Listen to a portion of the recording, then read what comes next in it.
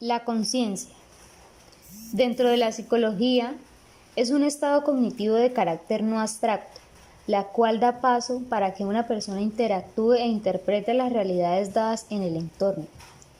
Está relacionada con las imágenes que se analizan en nuestro cerebro de carácter empírico.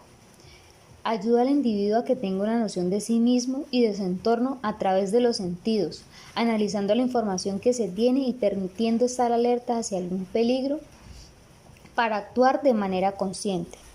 La conciencia es una evidencia que se alcanza mediante la intuición y la experiencia. Son la propiedad de los estados, ya sean sucesos o procesos mentales, de cada uno de los fenómenos que ocurren. ¿Qué hace que un estado mental sea consciente? Solo hay una conciencia en donde hay estados mentales que tienen por objeto. En este ejemplo podemos observar que el sujeto ya ha experimentado esa sensación, ha tenido la experiencia con dicho olor, la cual hace que lo identifique y sepa de qué se trata. A esto le llamamos estado de conciencia, donde podemos catalogar algo como lo real.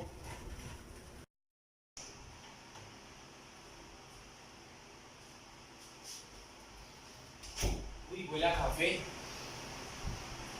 Parece que está recién hecho. La conciencia posee algunos conceptos impredecibles y poco verificables, pero son importantes de resaltar.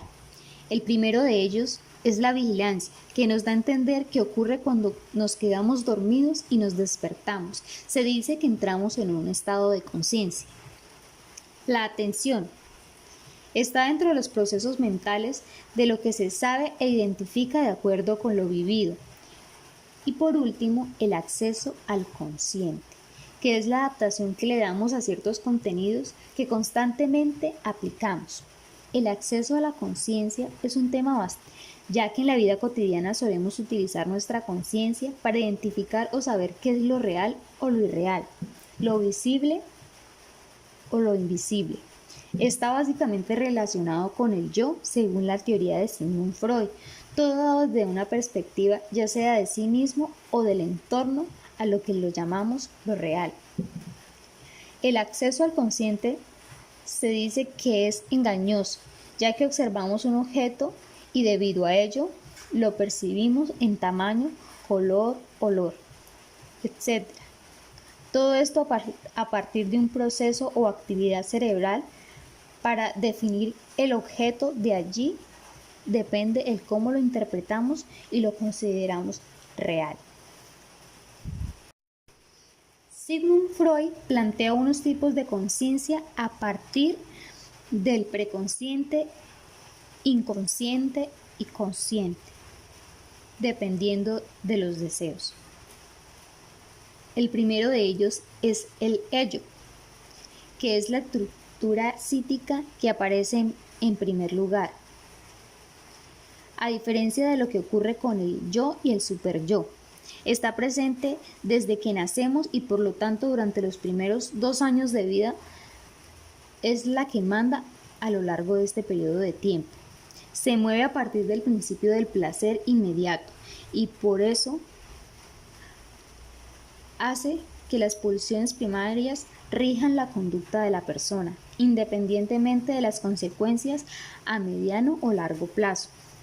Por ello se suele considerar que el ello es la parte animal e instintiva del ser humano.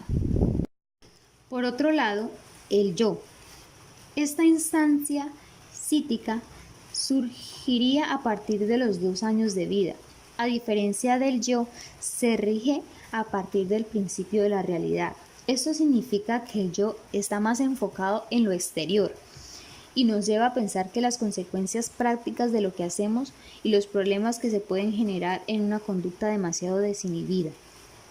Esto hace que se enfrente al ello para aplacar las pulsiones que emanan de él, para lo cual utilizamos mecanismos de defensa. El yo, según la teoría de Sigmund Freud, es la instancia psíquica que se encarga de hacer que la fuerza del ello no tome el control del cuerpo y nos lleve a situaciones catastróficas a corto plazo y que el superyo no llegue a asfixiarnos con su carácter restrictivo. Es simplemente una entidad que limita la influencia de las otras dos, sino que tiene su propia agencia de intereses y rige por su lógica distinta de lo pragmático a lo supervivencial. Y por último, el superyo aparece a la edad de los 3 años de vida y es la conciencia de la socialización. Básicamente aprender a través de los padres. La interiorización de normas consensuadas socialmente. Es una instancia psíquica que vela por el cumplimiento de las reglas morales. Es por esto que el superyo presiona para realizar grandes sacrificios y esfuerzos con tal de hacer que la personalidad de uno mismo se acerque al máximo posible a la idea de la perfección y del bien. Como el ello rechaza totalmente la idea del sostenimiento a la moral y el yo, a pesar de tratar de enfrentar las pulsiones, también se mueve por objetos egoístas centrados en la supervivencia y lo pragmático de adaptarse al entorno. El superyo se enfrenta a ambos. Tiene un sentido en un contexto en el que la influencia de la sociedad nos obliga a adaptar conductas de vigilancia de uno mismo para evitar las confrontaciones con los demás, aunque a la larga esta influencia vaya mucho más allá de la lógica orientada a la socialización y pase a construir un elemento fundamental en la recreación de la identidad del individuo. Freud creía que todas estas partes del psique existen en todas las personas, a su modo, su parte indispensable de los procesos mentales. Sin embargo, también creía que la lucha entre el ello, el yo y el superyo en ocasiones puede generar descompensaciones que producen sufrimiento y la aparición de patologías. Por ello, se debería tratar de reequilibrar la correlación a través de las fuerzas del psicoanálisis. La conciencia, como ya lo había mencionado en alguna entrada posterior, se refiere al conocimiento que tenemos en base a las experiencias del pasado que nos ayudan a actuar ante las mismas y que cada ser humano posee y utiliza situaciones donde interfieren juicios personales sobre acciones que están bien o otras que están mal.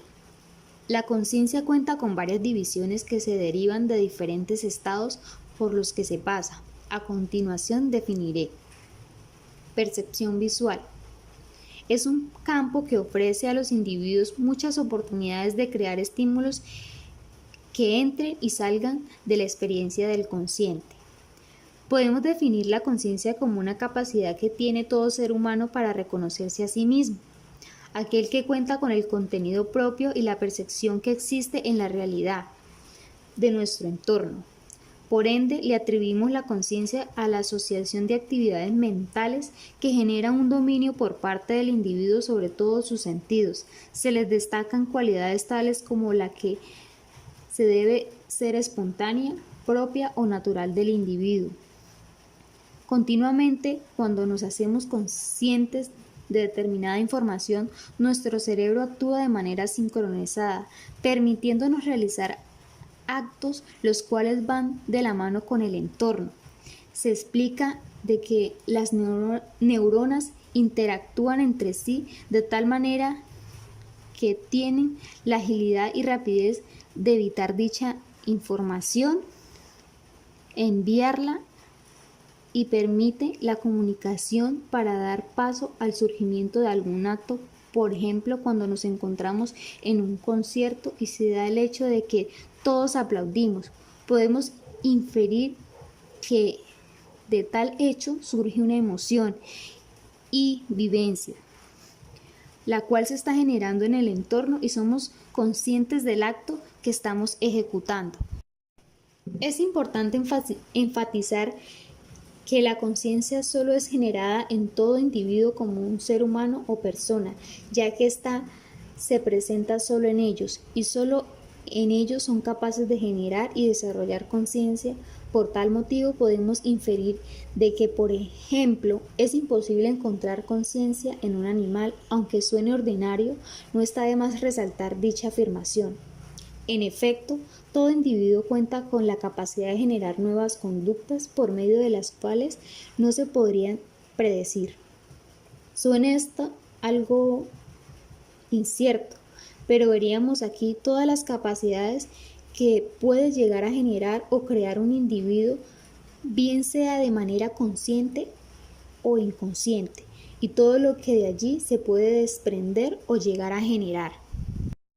Es gráficamente abundar e indagar en estos temas donde podemos connotar que existen procesos mentales tan impredecibles, pero a su vez tan reales, todos aquellos procesos que el ser humano va desarrollando y de cierta manera se experimenta, ya que todo surge de tal forma, lo real, y su connotación se da espontáneamente, pudiendo apreciar capacidades para el desarrollo del mismo.